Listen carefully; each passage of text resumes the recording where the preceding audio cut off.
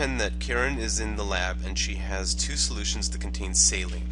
She uses 400 milliliters less of solution A than she does of solution B. Furthermore, solution A is 11% saline and solution B is 14% saline.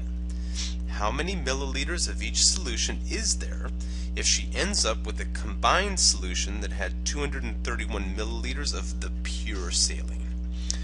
Okay, these are mixture problems, and when we do mixture problems, it doesn't have to be saline. It could be alcohol, acid. These are very common chemistry type problems that show up in algebra as a way of applying linear equations.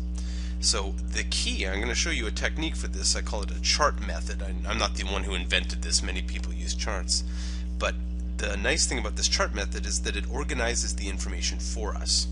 So in order to be able to do that, we really need to take our information and figure out what equation is floating around inside of the problem. So the equation that's floating around inside of this problem is that if you take a percent of something and then you multiply by how much you have,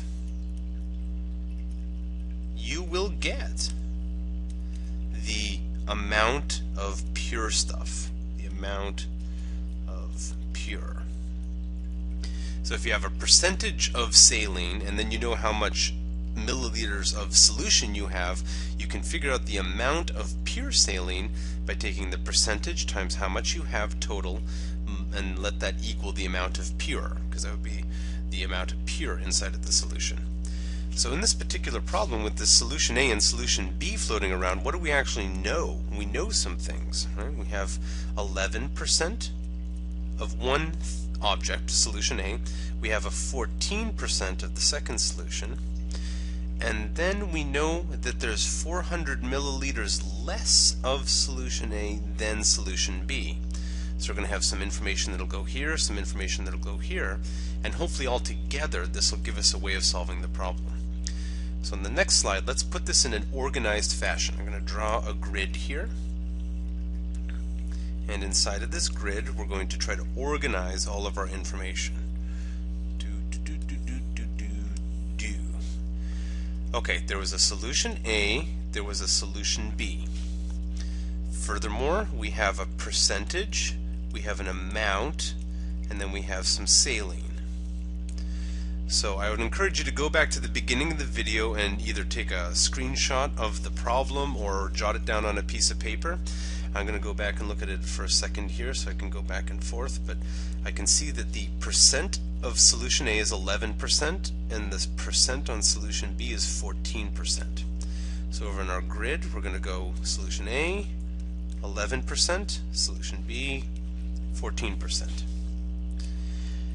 Then how much of each do we have? Well, we have 400 less of A than B.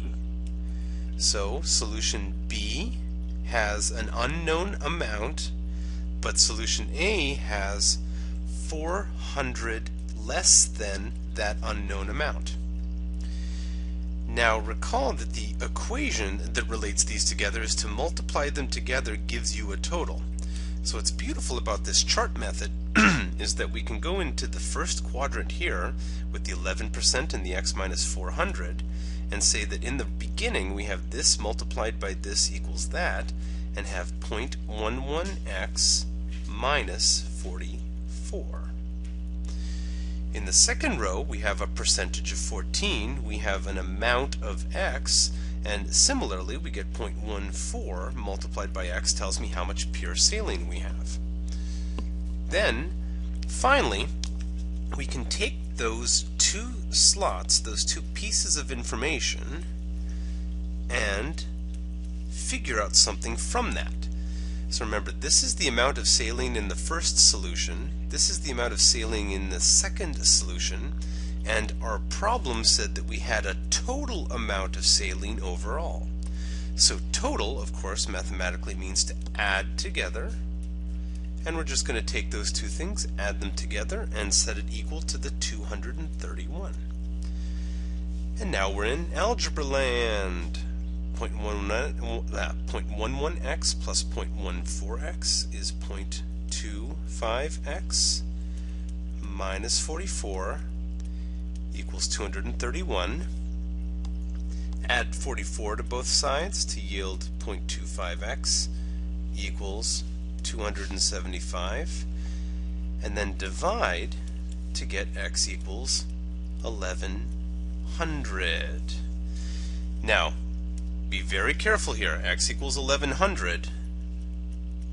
That's what goes here. But how much of solution A was there?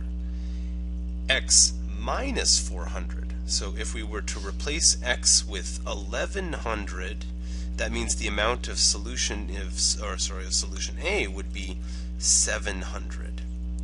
So in the problem, it does say how much is there of each solution.